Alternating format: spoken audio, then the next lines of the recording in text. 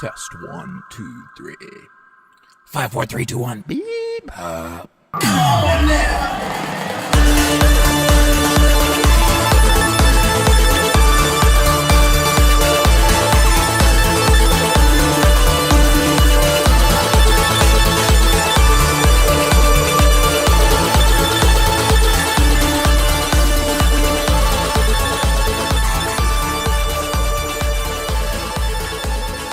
Hey, this is Brian from Logic Pro Hacks. How's it going? Well, today I thought I'd just do something a little bit different and dig up something from the old archives. This video here is an older video of mine that I did where I show how to hook up an old car audio sub box into a stereo home receiver. And then I also show how to route using fiber optic cables or Toslink cables from the stereo into the back of a Mac or any kind of computer that has a Toslink input. Most computers today have a Toslink input. So you can do this with pretty much any stereo system that has a Toslink. The reason why I recommend Toslink is it's digital audio and you don't have any kind of noise level when you do it right. Anyhow, enjoy the video. Check this out. You'll like this. Yes, that's right. That is a sub. Here's my Macs. We got a Hackintosh and a regular Mac Pro, and you can see right there the Kenwood amp, Mo2 interface, cable box. Yes, that's right, that's a router, Cisco, and I got a PIX. You'll notice on my routers and my PIX I have no sound coming out at all. It's very quiet, does not sound like a vacuum cleaner, and that is because I am using a custom fan. Let's get a look right there that I dremeled out and put in the fan. This fan has a CFM rating higher than the fans that were currently manufactured with this switch, and you can see that fan there doesn't light up, but it still has a higher CFM. You can see right there. I also got my setup up there. I got a DNS box up there and Linksys cable modem and some kind of Netgear. I think it's a Netgear, this router, which is on the DMZ. Alright, so that's all the cool techno stuff right there, and let's talk about the box right there. Let's get a good look at that guy. Alright, so this is the back of what's going on. Okay, so you can see the Macs. I got the two Macs, well, Hackintosh and Mac Pro, and then I got my two speakers, the JBLs. Here's my switches from the back. I got them all set backwards and stuff. You can see this little wire right here. I got my hands on here. This is the sub coming out, and let's show you where it's going to.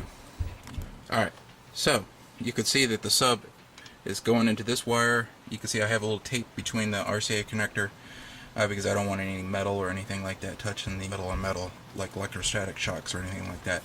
I'm pretty anal about what do I have going there, and see if I can. And then you could see that this thing splits from a mono signal into a kind of like two monos, or like a quote-unquote stereo signal, because this amp only takes a stereo input. That's what you got going on there, and it gives me a better signal flow to my amp from my Kenwood here. You know, I got my, that way I could control my sub better.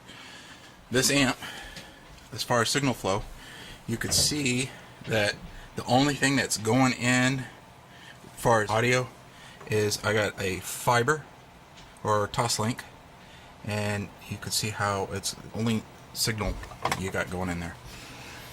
And then where's that Toslink coming from? Toslink is coming from my Mac right there. I don't know if I can see it that well. Let's see if I can pull it out there. So yeah, there it is. Yeah, there you go. You can see the Toslink right there, and that's coming out of the Mac Pro. Now, check this out.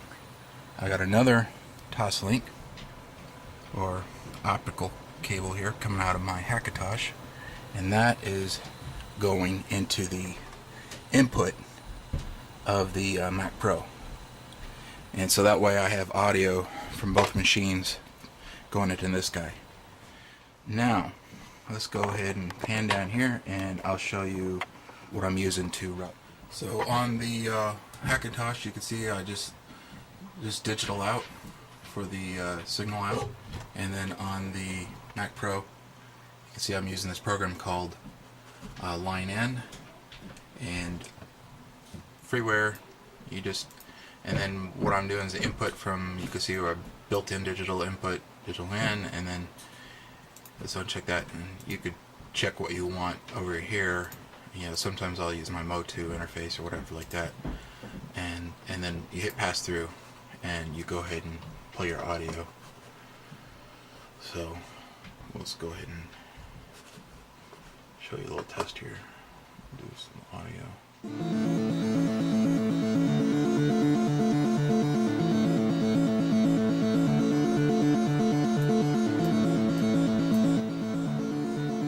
Alright, so you can see I got audio going through, and you can see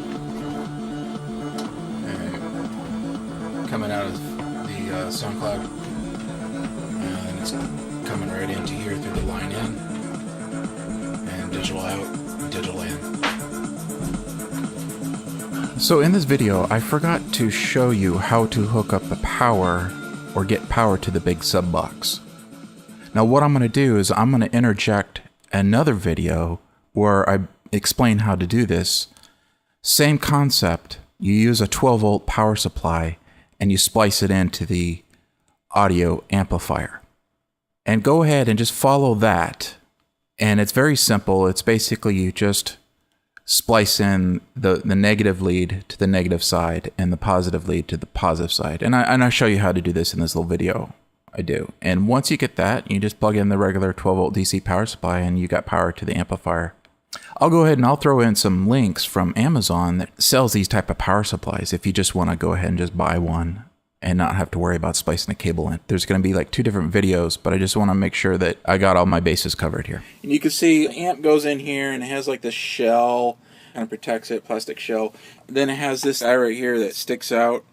And so what I did is disconnected this from the amp, I have this little Alpine amplifier. It's a 4 ohm, and I bridged it. You can see, you know, you put one positive side negative on the other channel, negative side. And so right now I'm just using regular electrical tape. I'll eventually put some heat shrink on this guy. And here's the power cables. You got one big negative power cable. And I am using basically a 12 volt power supply, one of those big power supply guys that you just plug into a regular wall socket, and I believe it's producing 1 amp of DC voltage that's going into here. So you can see I got my negative side of my power supply, then I got my positive side going here. Now look here, I got the remote tapped into the positive, and so as soon as I plug it in, it's on. You know, I'll put my hand on it, and it's a little bit warm because I was using it a lot earlier today. Because the sound that's coming out of this thing is just absolutely amazing. Now, what I got for sound for my input, I got 2 line levels coming into this thing, and it's actually, go over here and we look, it is actually, I found this old EQ because I didn't have a crossover. And I said, well, you know what, let me just tweak it with this EQ. And this EQ will also amp it up because here, this little Alpine unit is not really that heavy. And it's actually not designed for something like this, but, you know, that's all I had. It's actually doing the purpose. So actually I got 2 kind of amplifiers. This guy here, he's kind of beefy. He's got, from one of the specs I was reading, this is a DoD SR830QX EQ. This is for, like, you know, if you want to EQ a room or PA system, you use this guy. He's an old unit. It was kind of hand-me-down and given to me and use, and so what I did is, you could see my EQ, I just basically did a high cut. I opened up low frequencies from the low 25, and then I just cut everything from 630 all the way up. You know, I just killed it. Basically, I just got 2 channels, and then turn this guy around here, and you could see that I got, this is interesting, I have an adapter here. You can see that I got just the regular mic XLR for my inputs. This goes in there, I think I found this on eBay or Guitar Express or somewhere. And this goes into a 1/8 jack that's going into the output of my Mac computer, line out. This other guy here is just regular output, which is going into, you got it, the little amp over here. Oh yeah, let me go explain. So the DoD EQ here, this guy, from the specs, is 21 dB maximum output. So if you do the conversions, I believe that 21 dB is about 120 watts of power that this thing can produce if you had like all the gains up. Now, I did some short research on, like, all right, what is 21 dB equal to as far as wattage? You know, how much, because I know this guy's giving me some good signal. All right, so how much wattage combined with this guy am I really getting? Thinking I'm getting like a really good total of probably, you know, because I'm not using full gain here. Just barely just above, you know, middle. My input gain is just set to 0, so I'm not even doing any kind of gain increase there. It's still amplifying the signal a little bit, just because it's going through the EQs. And then this guy amps either a 60 or 80 watt amp. Alpines are really nice amps, even the little ones. Just be to watch out for any Easter eggs. Remember, I'm laying down some numbers. First one to figure out the secret hidden Easter egg number gets a free template. Hey guys, thanks for watching my video. If you enjoyed it, please give me a thumbs up and share it on Twitter, Facebook, or Instagram. If you'd like to see more videos like this, just click on the big red subscribe button below. And when I upload a video, you'll be the first one to see it. Also, if you did like this video, maybe you will like some more of my other videos. You can watch those right now just by clicking on any of these links right here, which will open up a link and a new tab. Again, thanks for watching my video and supporting this channel. And remember, my friends, stay groovy.